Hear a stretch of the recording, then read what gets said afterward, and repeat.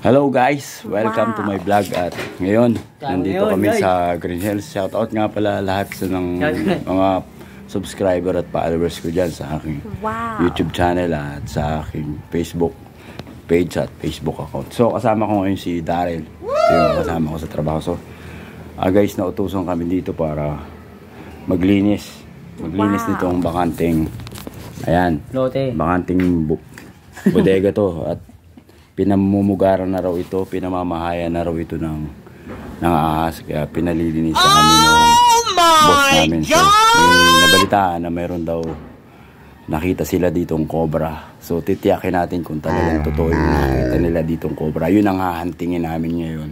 So guys, what's up? Panuorin nyo hanggang sa huli ang video na to, at kung talagang may makikita tayong cobra dito, at gagawa natin ang paraan para mahanap. So eto na, hanapin natin. Sige, buklatin mo na yung mga ano dyan, yung mga eto, unahin mo na yan. Ito mga ano na to. Ingat ka ha, mamaya tuklawin ka ng sinasabing cobra dyan. Na, abot mo dito. Yan, ito mga mamaya natin ayos yan. Ingat ka lang, isa-isahin mo yung ano na yan. Yan, yun muna, unahin mo yung nasa ibabaw para sakali. Tingnan natin kung talagang totoong may ahas dito, may cobra dito. Pero imposible naman na magkakaroon ng cobra dito, kasi alam ko, Maynila ito eh.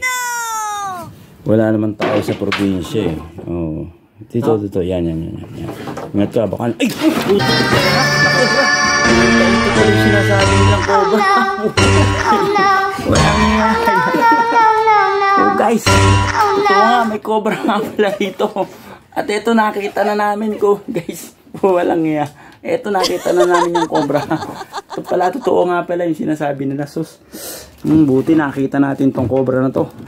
At least wala na silang katatakutan. Nakita na namin yung cobra. Ayan o, nakita na namin yung cobra. Oh, ito yung cobra. Ayan. Ito na, cobra. Ayan. Sige, tuloy mo na yan. Baka meron pa tayong makita ng cobra dyan. So ito muna, yan muna guys for today's video. Talagang tuwan-tuwa kami, masaya kami dahil nakita namin yung cobra. Matutuwa rin yung boss namin ito, di ba? Di ba, boys? Oh, ayan. Shout out. So yun muna for today's video, at maghahanap pa kami ng cobra. Baka meron pa ritong makita kami sa ibang cobra. So bye muna guys. See you on my next vlog. I love you, bye bye.